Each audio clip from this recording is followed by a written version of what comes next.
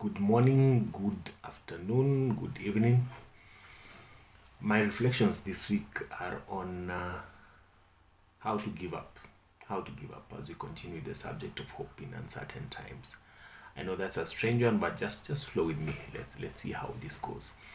So I've been reading First Samuel, looking at the story of David, and we know David, the king, the great king. We know David, the mighty warrior. But I want to share a bit on David, who is somewhat a loser. Yeah. So David, after being anointed to be king, he's a fugitive. He's running away from the king who is bent on killing him. And as he does that, he's joined by a band of some losers. So he's literally a leader of losers. How they actually introduces that there are people who are disillusioned, they're in distress, they're in debt, they're desperate.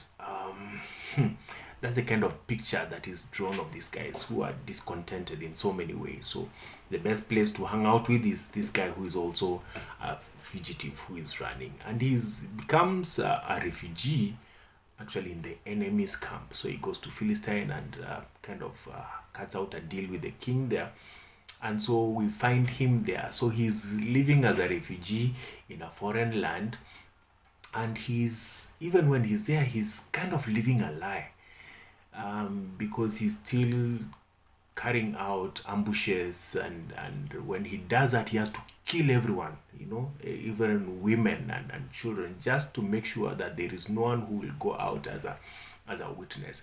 So his surrounding at that point is not a picture of the person who he is. We know him as he's already been anointed to be king. But the situation speaks nothing of really who he is. I don't know if you've ever been there. Maybe you have a vision, a dream, a desire, a goal, something that you're hoping towards. But when you look at your circumstances, it says nothing about that. It's probably very much in the opposites, So while he's still there, even in hiding, he's even rejected by these guys, the locals. At one point, when Philistine is going to battle with Israel, actually, and the king invites him over to join his side of the war, but the princess refuses. Say, we cannot do this with this guy. So he's dejected at that point, rejected, And when he's going back to Ziklag, the city that they have actually been given to stay in, they've actually been ambushed. So all the women, all the children go, they suffer loss. He suffers loss as a leader, but also personal loss, because at that point also his two wives go. But to make it worse, the same people who he was leading, who is also grieving together with, they turn back on him. So first Samuel 30 verse 6 says that he was in deep distress when the people turned against him and they wanted to stone him and to kill him. But that was a good point for him actually to give up. But there's something that he did. Instead of giving in, he gave up. So just flow with me in that thought.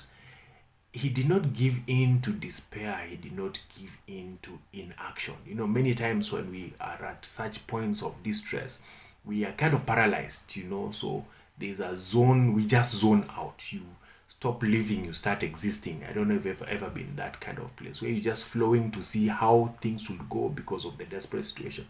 So he doesn't give in to despair, he doesn't give in to inaction. He also does not give in to the dependence on other people, or his own experience, because many other times that's what we do. But he gives it up to God.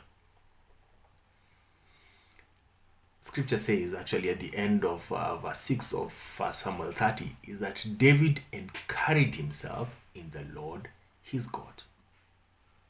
So instead of giving in, he gave it up to God. So I'm sure now you understand where I'm going. But this is how he actually gave up. Because at one point, the whole circumstance where he is in right now is because he was actually already driven there by fear and anxiety. So when he's tired of running away from Saul, he says, let me go and hide in Philistine. And so many other things that work out. And at that point where he's almost like questioning, the God who anointed me, why are everything happening the way they are right now? But in his giving up, there's something else that comes, which is what we'd share about. But let me just share about a few things of how he gave up. The first thing is that he actually addressed his fear and his unbelief. And the typical David that you know in the Psalms, he's actually speaking, says, why are you downcast? You see him speaking to himself, because it says he encouraged himself. So he's speaking to himself. The second one, he directs his thoughts towards God. Why are you downcast? Put your hope in God. But as he's directing his thoughts towards God, he is magnifying God. So when you are going through a tough and a rough situation, what do? Do you magnify the problem or do you magnify God? I hear David actually in Psalms 34 says, come magnify the Lord with me. And he's actually talking at one of these times when he's running away from Saul. So he's in hiding, he's running, he's been rejected at some point. And verse 2 of Psalms 34, he actually says, let those who are afflicted, is a message for those who are afflicted. Let them hear this and rejoice. That me, I will glory in the Lord. My soul will find boast in God. Then he says, come magnify the Lord. Let's make God big, bigger than this situation, bigger than the challenge that we've actually gone through. If you read the Psalms, David's reference of God is always exciting. A mighty rock in a weary land, my solid rock on which I stand. He says, this is my shelter in the time of trouble, my refuge. He is my stronghold. He is my salvation. He is my light. Many reference to God. And in all this is actually making God bigger than any kind of situation that he's actually in. So magnify God. But the third thing is also he inquires of the Lord. So he does not just stop at, making God big. The question is, what do I do?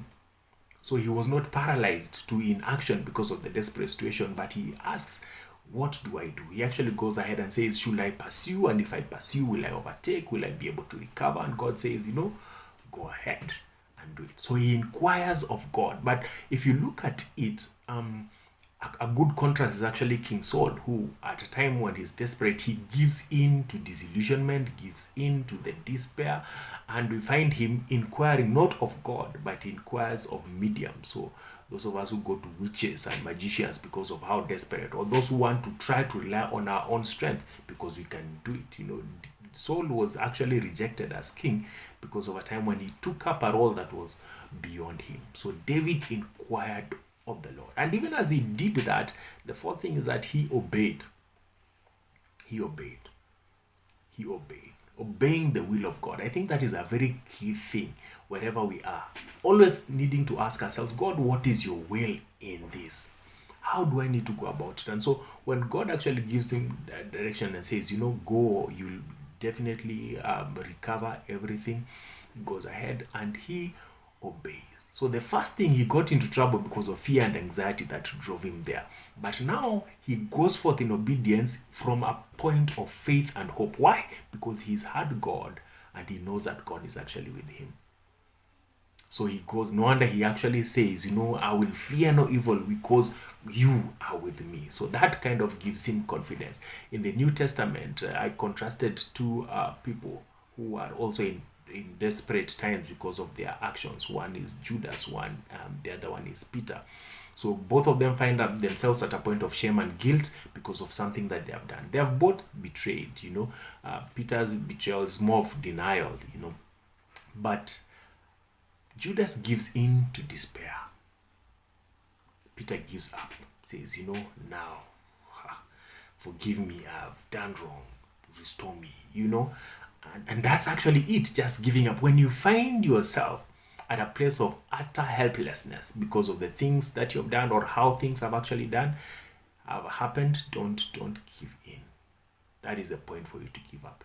Scripture actually says, cast your cares upon him because he cares for you. So don't give in, give up.